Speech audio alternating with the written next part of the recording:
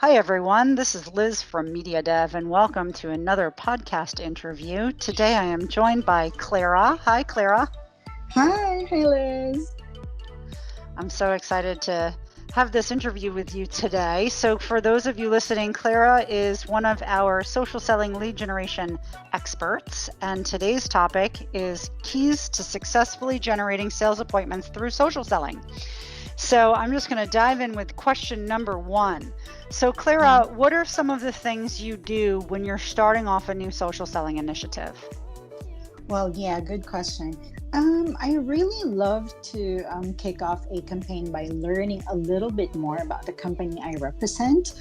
It helps a lot to know what products and services I'm representing. I mean, not the nitty-gritty part since I'm not a very technical person, but at least how things work in general. And through this, I am able to answer generic questions coming from prospects, and I'd eventually arouse more curiosity, leading to more in depth discussion with our clients themselves.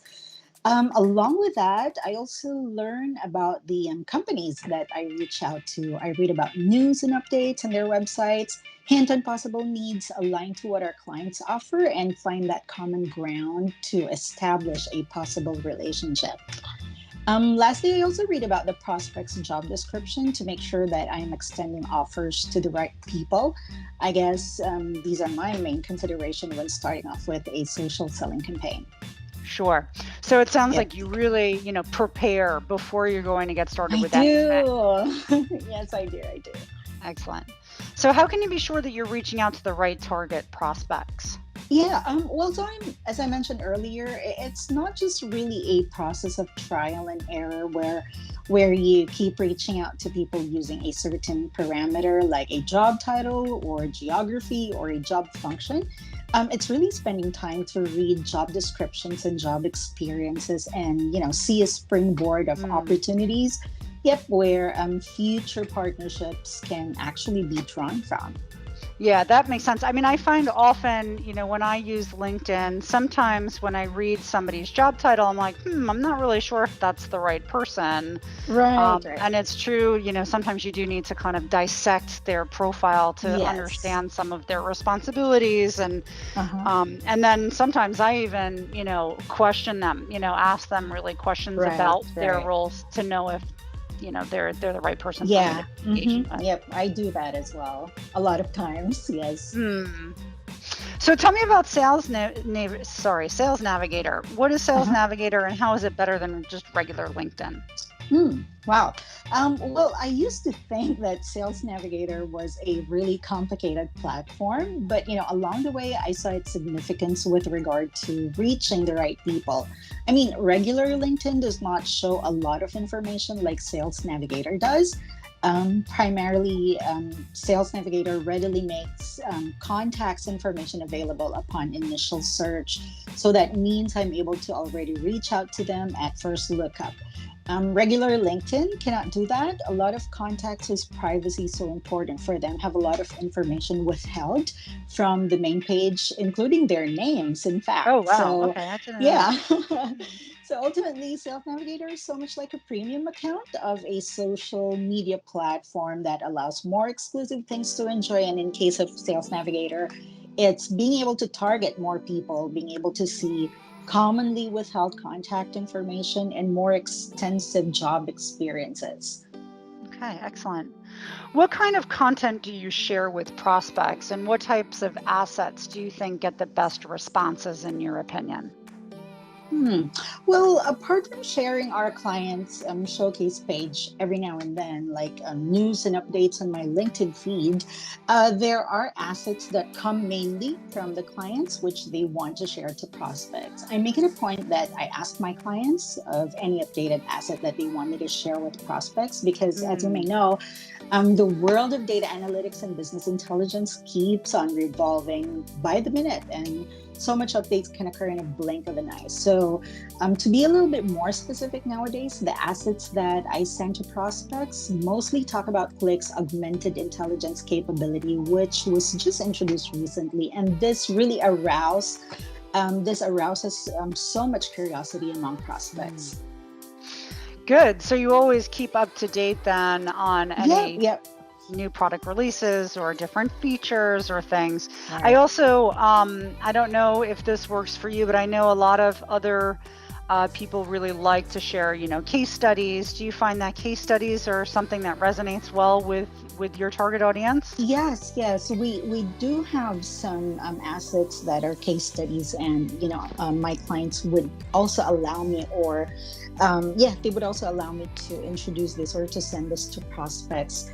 And again, prospects would really find these things very helpful. How many people would you estimate that you can connect with or in-mail on a daily basis? I mean, I know you send out a lot of requests to people. Yeah, yeah. So I'm just curious about volume. Right.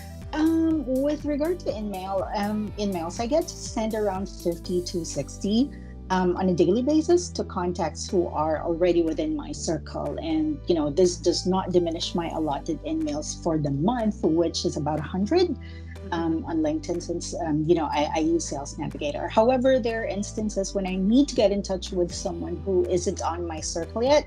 So mostly these people who have not accepted my connection request yet, but were already referred to me by existing contacts. And I get a lot of those. Like, if this person is not the right person, they would usually forward me to the right person. This does not, yeah, this does not happen often though, but on a monthly basis, I think I do this about 40 to 50 times. Okay, excellent. So yeah, I guess then, the more messages you send, the more chance you have that somebody is going to respond. Yes. Excellent. Volume really, really works for me.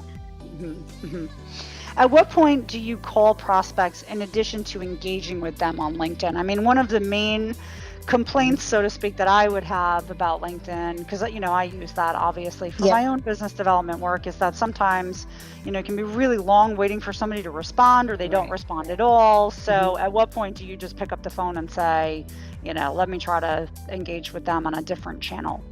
Yeah, good question. A lot of times prospects would, already show interest in a discussion even when their intentions are not yet so clear. So I have already encountered a lot of prospects that do this. They would be very interested in a meeting, but you would not really hear from them the following days or weeks or months after. So this is actually the perfect opportunity, when to do the call.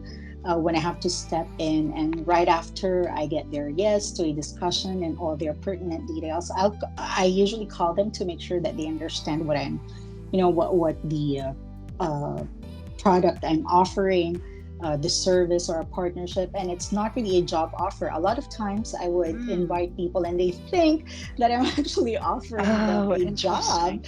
So really very interesting. I get a lot of these.